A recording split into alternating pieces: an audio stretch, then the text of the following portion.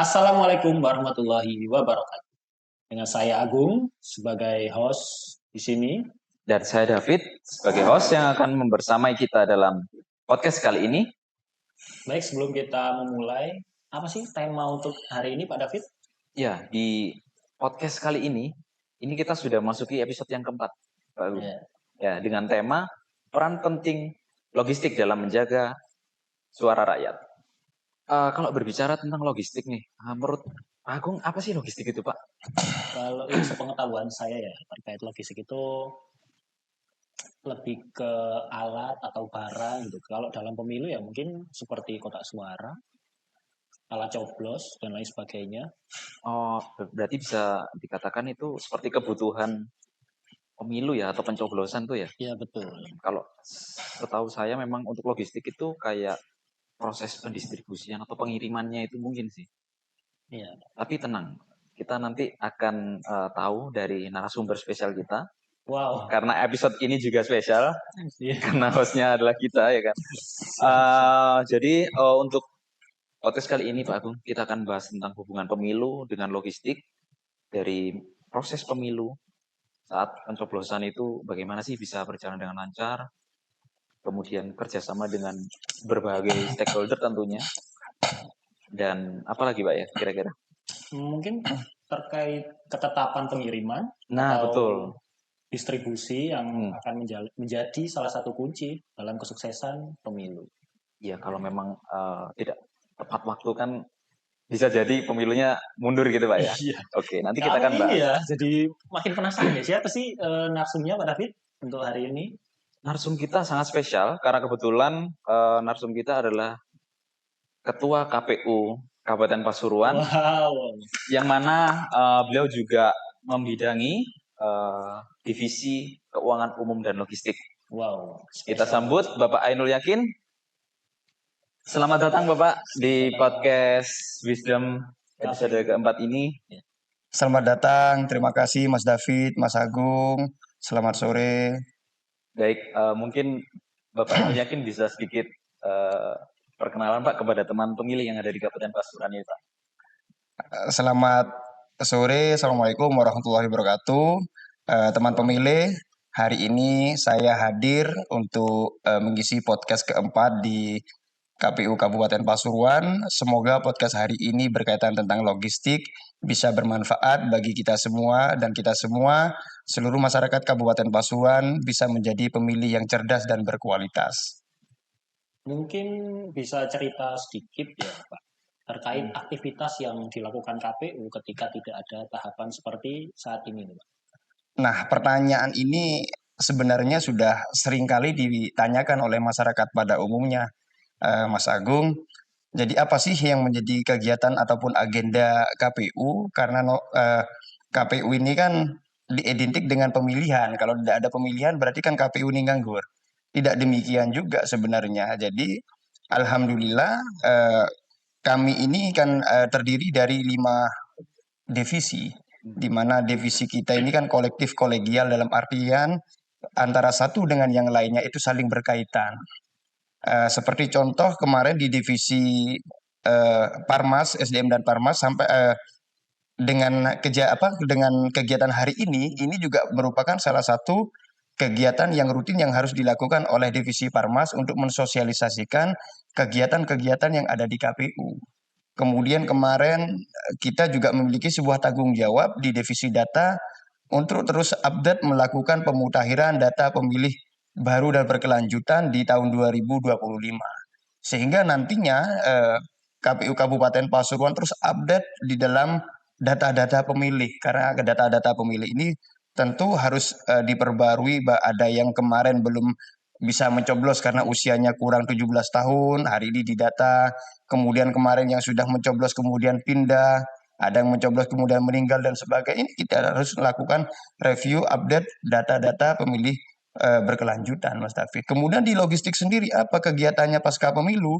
Logistik alhamdulillah kemarin telah menyelesaikan tahapan untuk lelang eks pemilu dan eks pilkada. Jadi ini juga menjadi hal yang perlu disajikan kepada masyarakat Karena banyak XS pilkada ataupun pemilu seperti kotak suara, bilik suara, surat suara, dan pemilu pemilihan yang lainnya itu kan dianggapnya kan ini memilih KPU. Nah, tentu nanti Pak KPU menjual kemudian keuangannya untuk dikelola oleh KPU itu sendiri, tidak. Artinya itu melalui proses yang panjang, kita harus melakukan mendaftarkan diri dulu kepada ANRI, Arsip Nasional Republik Indonesia. Setelah di ANRI kemudian kita harus mengikuti proses lelang dan sebagainya. Nah, itu nanti juga diumumkan di sosial media dan sebagainya. Ada yang diumumkan di media cetak dan sebagainya. Nah, alhamdulillah berkaitan tentang pemilihan ini, baik di pemilu dan di pilkada ini, kemarin kita sudah mengembalikan sekian anggaran untuk negara. Jadi bukan dikelola oleh Satker KPU kota kabupaten masing-masing, jadi kembalikan kepada negara. Jadi dari negara untuk kembali ke negara. Untuk uangnya nggak masuk ke kantong pribadi? Oh tidak, Mas Agung, karena itu sudah secara otomatis diterima di LHKPN, KPKLN.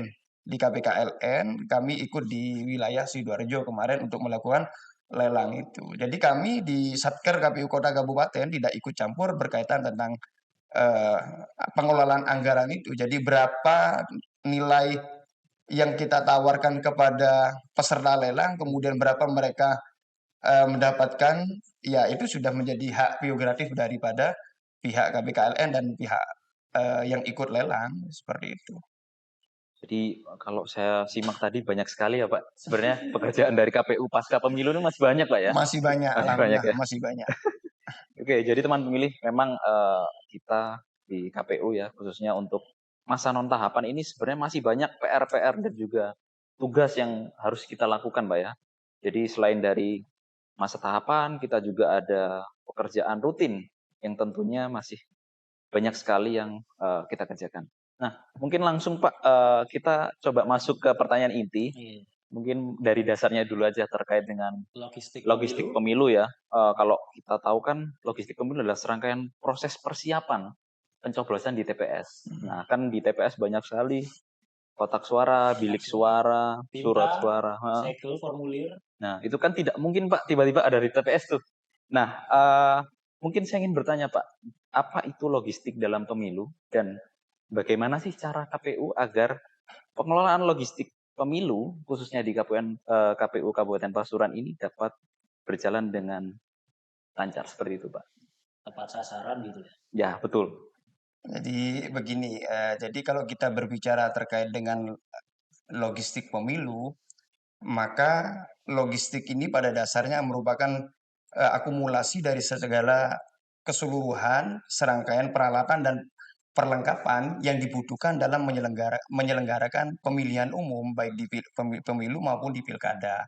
Di mana di situ juga kita merujuk kepada PKPU pasal 3 PKPU tahun 2018, bahwasanya di situ kan kita ada beberapa yang seperti disebutkan dengan Mas Agung tadi, perlengkapan apa saja kemudian yang dibutuhkan dalam pemilu, ada kotak suara, ada bilik suara, ada surat suara, ada formulir, ada tinta, dan peralatan-peralatan yang lainnya yang dibutuhkan di dalam kepemiluan. Seperti itu Pak. Mungkin bisa cerita sedikit dong Pak, bagaimana cara Bapak dalam memimpin KPU Kabupaten Pasuruan dalam mengorganisir logistik tersebut bisa sampai ke TPS dengan tepat sasaran? Jadi sebenarnya kalau berbicara berkaitan tentang logistik ini seperti yang saya sampaikan tadi, dalam KPU ini semuanya saling berkaitan antara satu dengan yang lainnya.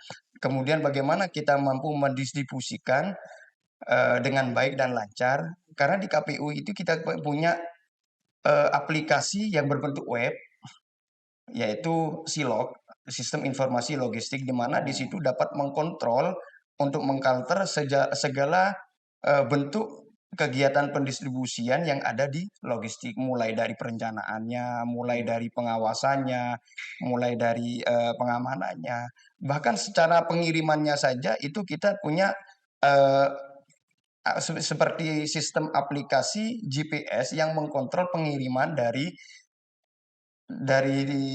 percetakan Percetakan. perusahaan kepada kantor kami Satker Kabupaten Pasuruan itu ada seperti itu, sehingga itu secara webnya. Namun tidak terlepas daripada itu juga kita butuh kerjasama dari masing-masing stakeholder yang ada yang berkaitan, terutama juga teman-teman Bawaslu sebagai pengawas, teman-teman keluarga besar KPU Kabupaten Pasuruan ikut juga mengikuti, punya tanggung jawab andil yang besar di dalam melakukan pengamanan proses suksesi di dalam pilkada maupun di pemilu. Ya, berarti kalau kita simak tadi memang untuk logistik ini sudah tersistem ya, sampai ada Tersistem. web Karena silog. sudah ini kan sudah ada perencanaannya juga kan. Betul. Dan tadi seperti yang dijelaskan Pak Ketua, memang ada GPS trackernya. GPS tracker. Jadi ini sebuah pengawasan dari KPU untuk monitoring. Ekstra ya, selain Betul. dikawal polisi juga kan pastinya kan. Betul. Dan supaya barang pengiriman ini bisa sampai tepat sasaran. Betul. Lalu nih Pak, berbicara terkait perencanaan logistik tadi Pak, gimana sih cara KPU untuk penyusunan perencanaan kebutuhan logistik tersebut Pak? Lalu dari segi perhitungan dan monitoringnya tadi seperti apa?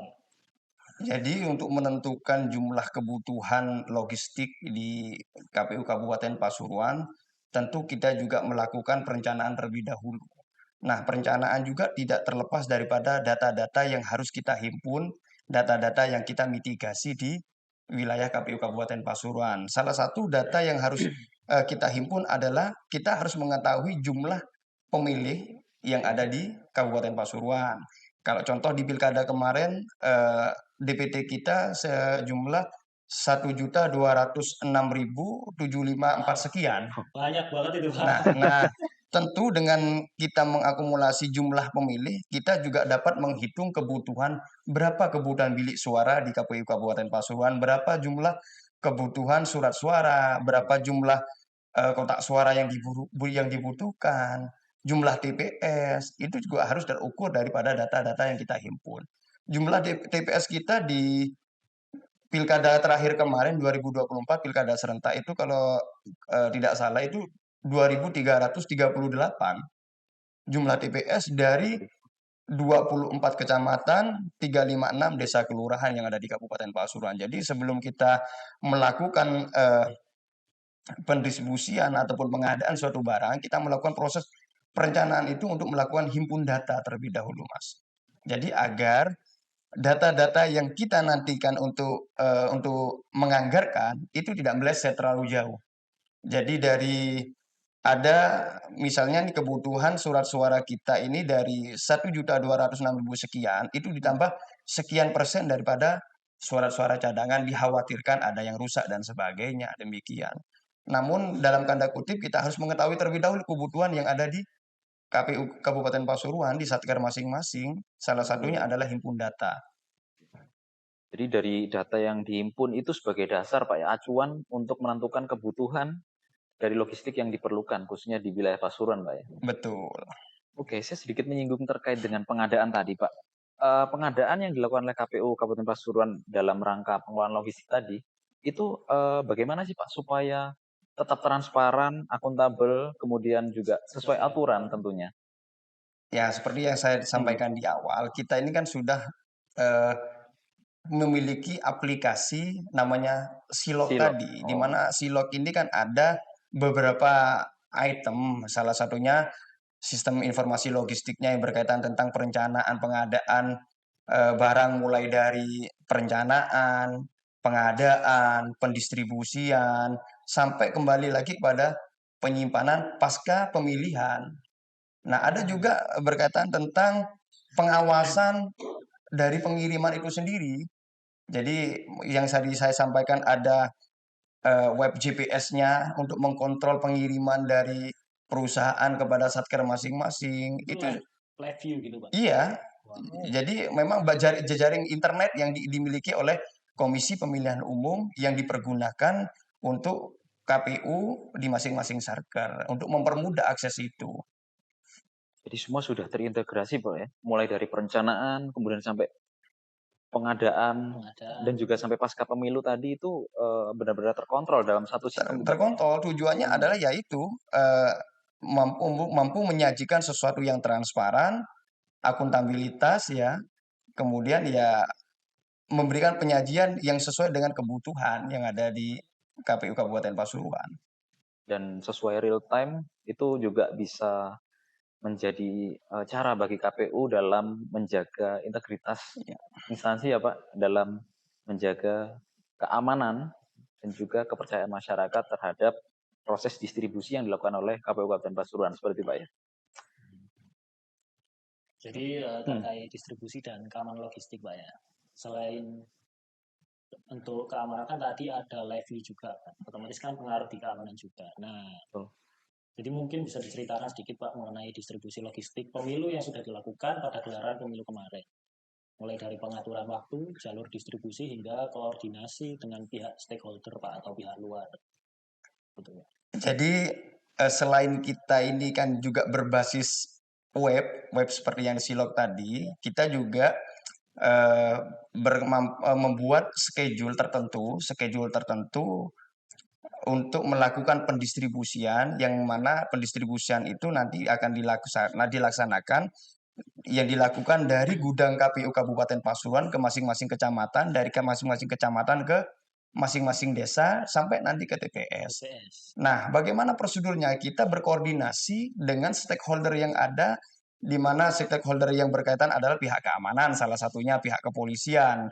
Karena surat suara ini, Mas, mohon maaf, surat suara ini dalam pemilihan lebih berharga dari diri kita sendiri sebenarnya. Kenapa saya mengatakan demikian? Kalau kita sampai lupa kapan kita makan terakhir, kapan kita tidur terakhir. Tapi kalau surat suara ini memang tidak bisa ditinggalkan, harus butuh pengawasan yang cukup intens. Salah satunya adalah berkoordinasi dengan pihak keamanan, koordinasi dengan pihak Bawaslu untuk mendistribusikan logistik agar tepat waktu, tepat sasaran, tepat jumlah, tepat kualitas, dan ya sebagaimana menjadi amanah sebagai prinsip-prinsip logistik yang ada. Dan itu untuk pengamanannya itu memang dilakukan mulai dari pengiriman dari gudang sampai ke TPS, sampai pemungutan selesai itu juga masih tetap dilakukan pengamanan Pak ya? Dengan wajib melakukan pengamanannya. Yang menjadi unik adalah di pilkada serentak ini adalah kita ditekankan untuk melaksanakan pendistribusian serentak sewilayah 38 kota kabupaten sewilayah Jawa Timur. Sedangkan kita pada waktu itu sudah menentukan jadwal untuk pendistribusian. Nah, kenapa menjadi unik? Pada tanggal 23 November, 3 hari menjelang pemilihannya kan tanggal 27. Tanggal 23 itu kan kita harus serentak untuk melaksanakan upacara pelepasan secara serentak sewilayah 38 kota kabupaten Pasuruan. Ini sudah tidak sesuai dengan jadwal yang telah ditetapkan oleh KPU Kabupaten Pasuruan tentunya. Karena pada tanggal 23 itu juga beriringan dan bersamaan dengan kegiatan Divisi Parmas untuk melakukan pengawasan kampanye akbar yang dilakukan oleh para kandidat pasangan calon kemarin. Nah, sehingga kita juga harus merubah sedemikian rupa schedule kita yang semulanya kita melihat 3T, kalau di KPU itu kan mengenal dengan 3T, terjauh, terluar, terpencil. Nah, semua harus kita kemas untuk dilakukan perubahan itu. Karena apa? Khawatir benturan dengan jadwal, lokasi, atau iringan-iringan yang dilakukan oleh para pasangan calon pada waktu itu. Namun alhamdulillah karena kita berkoordinasi dengan LO, dengan para tim pasangan calon, dengan pihak keamanan, pendistribusian dari tingkat kabupaten ke kecamatan, alhamdulillah bisa berjalan dengan baik dan lancar. Oke. Iya Pak, berbicara tentang tadi dinamika pengiriman yang sangat kompleks sekali ya Pak, sampai dengan barang tersebut dapat terdistribusi ke lokasi 3T. Di balik kesuksesannya dalam pengiriman tersebut ya. Kira-kira ada kendala nggak Pak yang ditemukan, dan gimana sih cara KPU Kabupaten Pasuruan itu bisa mengatasi kendala tersebut, sehingga kalau kita lihat kemarin sepertinya pemilu berjalan dengan lancar dan yang kita baik. Lihat di depan sih lancar. Iya, kan? Padahal kita tidak tahu ya, ternyata prosesnya serumit itu. Kira-kira ada kendala nggak Pak? Alhamdulillah ya, kalau persoalan rumit atau tidak ya kalau kita dianggap sebagai rumit, ya rumit. Tapi bagaimana tujuan atau visi KPU Kabupaten Pasuruan ini adalah memberikan penyajian yang terbaik terhadap masyarakat pemilih. Di mana bagaimana apa penyajian yang terbaik? Logistik tepat sasaran, tepat waktu, tepat jumlah, akuntabel dan tepat kualitas. Karena prinsip kita adalah prinsip tepat di logistik itu tepat. Artinya secara keseluruhan itu tepat, maka kita harus menepati apa yang menjadi prinsip-prinsip yang ada di logistik itu. Nah, kalau apa yang menjadi unik, kalau tidak salah di daerah Puspo pada waktu itu ya, waktu pengiriman, kebetulan di bulan November ini kurang lebih sama dengan bulan ini, Desember ini di tahun 2025, di November 2024 kemarin ini di Puspo menginformasikan teman-teman ad hoc PPK kita itu truk pengiriman itu sampai berhenti karena guyuran hujan yang cukup parah. Medan juga pengaruh, Pak. Medan, geografis, lokasi itu sangat berpengaruh. Tapi alhamdulillah karena berkat koordinasi yang cukup intens, salah satunya adalah koordinasi komunikasi yang dilakukan oleh teman-teman keamanan, baik dari TNI, Polri, Bawaslu, kemudian kerjasama dari teman-teman ad hoc, alhamdulillah bisa berjalan dengan baik. Karena nun sewu, kami sampaikan juga sehebat-hebatnya teman-teman KPU ini kalau tidak mampu menggandeng seluruh stakeholder lembaga-lembaga yang lain, maka pilkada yang kemarin serentak tidak bisa berjalan secara baik, secara maksimal. Justru yang menjadi unik itu bukan pada proses pengiriman, Mas. Yang harus menjadi catatan adalah ketika penggeseran dari kecamatan ke gudang KPU. Ini yang menjadi unik. Karena bagaimana kita kan sebenarnya KPU ini kan sudah memberikan jadwal terlebih dahulu mana kecamatan-kecamatan yang rawan ya. Karena sebelumnya kita ini di KPU sudah melakukan mitigasi penempatan yang layak untuk penempatan logistik. Apakah gudang di kecamatan itu layak karena tidak banjir, tidak kehujanan, karena memang harus aman, harus steril dan sebagainya. Nah, setelah kita melakukan mitigasi, kita punya catatan kecamatan mana yang kurang layak karena ya kondisi gudangnya kurang aman dan sebagainya. Ini menjadi catatan prioritas ketika sudah pasca melakukan pungut hitung, maka kecamatan tersebut segera untuk melakukan penggeseran dengan catatan-catatan yang kita maksud adalah tanda kutip seperti itu. Nah, menjadi unik ketika teman-teman di kecamatan ini dengan berbagai stakeholder di tingkat muspikanya itu semua Mas Agung, Mas David pengennya segera pasca pungut hitung pengennya semua geser ke gudang KPU. Nah, jadi ini yang menjadi unik yang harus menjadi ketegasan dari pihak KPU agar tetap mengikuti jadwal yang telah ditentukan oleh KPU. Karena kalau tidak demikian maka secara serentak Nun sewu, karena semuanya tidak ingin memiliki tanggung jawab yang besar, terlalu lama-lama menyimpan kotak suara atau surat suara yang telah tercoblos di masing-masing kecamatan, sehingga semuanya ingin berlomba-lomba cepat ke gudang KPU. Bayangkan kalau 24 kecamatan tidak schedule. Ayo, dengan jumlah SDM yang terbatas yang ada di KPU. Bagaimana sistem keamanan tidak bisa. Nah, di situ yang menjadi unik. Itu yang menjadi unik bagi teman-teman penyelenggara di KPU harus benar-benar mampu berkoordinasi dengan pihak keamanan, pihak kepolisian, dan pihak TNI agar mengikuti jadwal yang telah menjadi ketetapan dan ditentukan oleh KPU sehingga pendistribusian dan pergeseran itu bisa berjalan aman, lancar sesuai dengan apa menjadi visi dan target dari KPU Kabupaten Pasuruan. Baik, Pak David, kalau itu kan terkait ini ya peran KPU ad hoc sama stakeholdernya ya. Saling bersinergi ya Pak. Iya. Kalau kita lihat untuk ini Pak, peran masyarakat dalam pengawasan logistik, ya, sejauh mana sih peran masyarakat dalam ikut mengawasi logistik pemilu? Dan semisal nih terjadi kejanggalan saat proses pengiriman logistik atau apapun itulah terkait logistik, kemana sih masyarakat ini harus melaporkan gitu Pak? Jadi alhamdulillah masyarakat hari ini kan di dalam kepemiluan dengan mengikuti proses pesta demokrasi yang dilakukan setiap 5 tahun sekali. Ini kan masyarakat kan bukan hal yang baru lagi untuk melakukan controlling, melakukan pengawasan terhadap pemilihan di masing-masing TPS. Nah, kalau pertanyaannya kemana untuk melaporkan lah, kita kan punya lembaga pengawasan sebenarnya Bawaslu. Bawaslu ini kan juga di tingkat TPS juga ada, kalau tidak salah PTPS kan ya, PTPS pengawas yang tempat pemungutan suara Di itu. tingkat TPS, Nah, Pak di ya. tingkat TPS itu bisa untuk melakukan misalnya memang ada kejanggalan persoalan yang ada di TPS masing-masing. Oke, kalau kita lihat memang dari penjelasan Pak Ainur ini sangat sistematis sekali ya. Iya. Sehingga bagaimana pengelolaan logistik yang dilakukan KPU Kabupaten Pasuruan ini dikemas secara kompleks, sistematis, sehingga kemarin bisa saya katakan tepat sasaran, Pak, tepat waktu juga. Karena memang prosesnya juga sangat panjang ya ternyata. Nah, dari proses yang sudah dilakukan itu, Pak, kira-kira ada evaluasi dan pembelajaran nggak, Pak, yang diambil dari proses tersebut, Pak? Terima kasih Mas David, Mas Agung. Jadi setiap kegiatan tentu pasti akan ada evaluasi dan setiap evaluasi pasti kan akan ada proyeksi, di mana proyeksi ini berdasarkan daripada evaluasi kegiatan yang telah dilakukan kan begitu.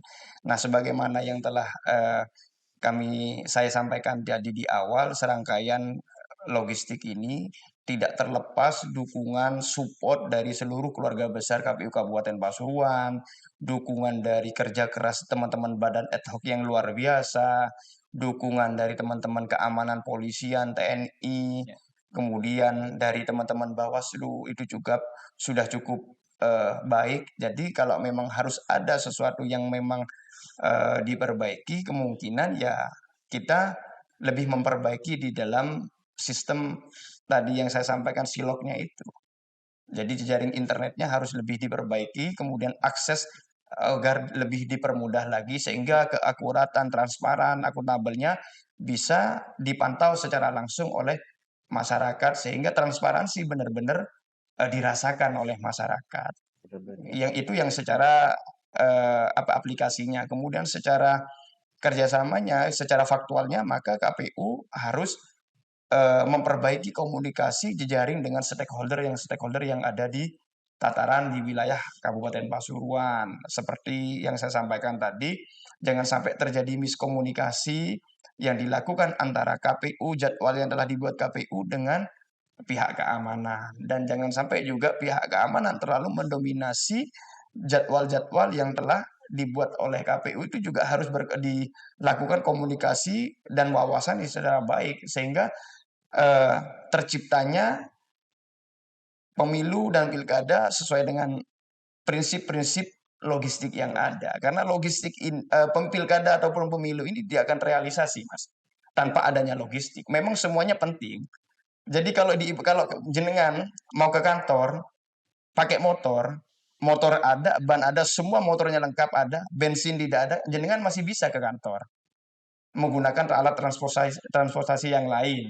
Andai pun tidak ada, jenengan bisa jalan kaki. Tapi kalau logistik tidak ada, maka pilkada ataupun pemilu tidak akan terrealisasi. Jadi memang harus dilakukan secara baik. Oleh karena itu memang logistik menjadi salah satu kunci ya, Pak, Menjadi dalam ruh di dalam dalam Paling pemilu. penyelenggaraan pemilu Jadi ya. kalau kemarin ya, misal kita berbicara di pilkada kita melakukan coklit, pencocokan data ya kan, untuk menghimpun data berapa jumlah DPD dan sebagainya. Data sudah dihimpun. Kemudian divisi Parmas melakukan misalnya ini sosialisasi kegiatan kirab dan sebagainya, terrealisasi secara maksimal dan bagus.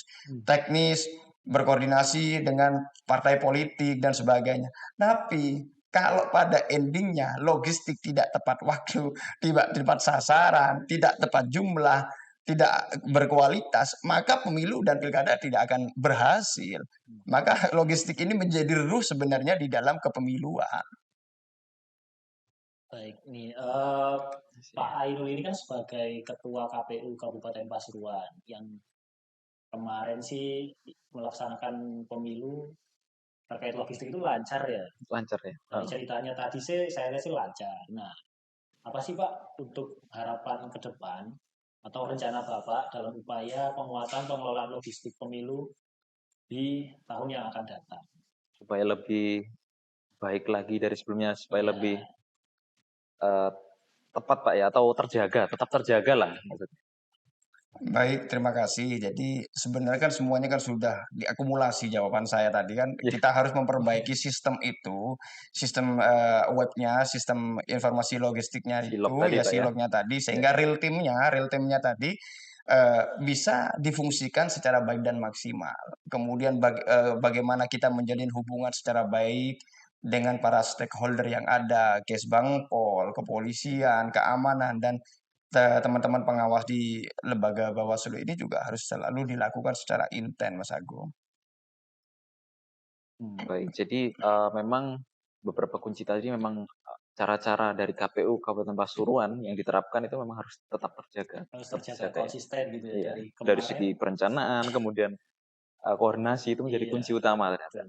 Kuncinya adalah komunikasi. Bagaimana kita Komunikasi. mampu menjalin komunikasi. Karena KPU ini kan banyak kegiatan nih, seperti dengan pilkada serentak. Karena ini adalah pengalaman saya pertama di penyelenggara KPU. Maka ketika kita sudah menentukan membuat sebuah konsep, ya membuat konsep, kan kita kan ini kan kolektif kolegial, Thomas. Misalnya nih memang ini menjadi tanggung jawab saya, amanah saya di keuangan umum dan logistik sebagai kebutuhan.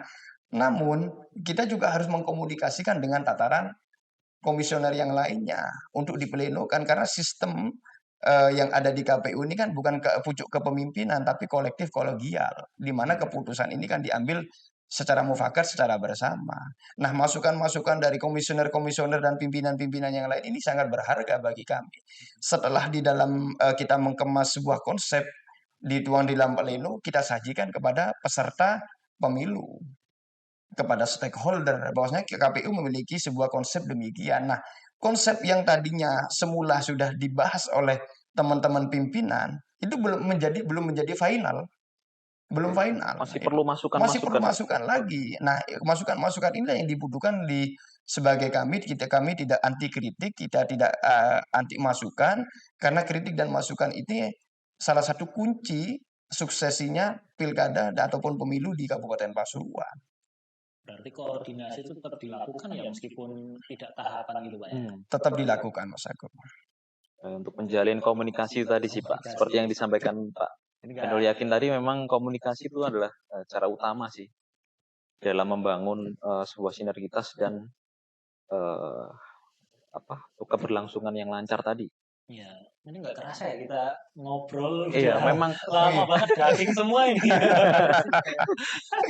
Dan juga penjelasannya sangat kompleks sekali ya. Sangat kompleks, jelas. Dan yang selama ini mungkin masyarakat belum ketahui, kita sangat terbuka ya dan jelas sekali penjelasan dari Bapak Ketua KPU Kabupaten Pasuruan. Namun Pak, sebelum kita menutup nih, saya dan Mas Agung ingin memberikan ruang kepada Bapak Ainul Yakin untuk memberikan pesan untuk para pemilih yang ada di Kabupaten Pasuruan, Pak. Terima kasih. Assalamualaikum warahmatullahi wabarakatuh. Para pemilih yang berada di seluruh wilayah Kabupaten Pasuruan yang tersebar di 24 kecamatan, 365 desa kelurahan. Marilah kita nanti di dalam pemilu maupun di pilkada menggunakan hak pilihnya secara baik. Jadilah pemilih yang cerdas dan berkualitas karena kita tidak akan pernah tahu untuk siapa kaki ini melangkah. Tapi mungkin puluhan, ratusan, ribuan, bahkan jutaan jiwa yang berada di wilayah Kabupaten Pasuruan itu tergantung dengan satu suara yang kita pilih nantinya. Maka jadilah pemilih yang cerdas dan berkualitas. Oke, baik, terima kasih. Terima kasih banyak Pak atas pesan yang cukup berarti ya bagi para teman pemilih yang ada di Kabupaten Pasuruan. Oke, saya sebagai pribadi, sebagai host di dalam acara podcast Wisdom episode keempat ini mengucapkan terima kasih Bapak atas kesempatan dan waktunya untuk hadir di dalam podcast kita. Jangan lupa teman pemilih untuk saksikan episode podcast kita selanjutnya dan tidak lupa untuk like, komen, dan share ya. Untuk subscribe juga kalau di YouTube ya. Betul, untuk sosial media kita, pantau terus konten kita selanjutnya. Ya, saya Agung pamit undur diri. Dan saya David juga turut pamit undur diri. Sampai jumpa di episode selanjutnya. Wassalamualaikum warahmatullahi wabarakatuh.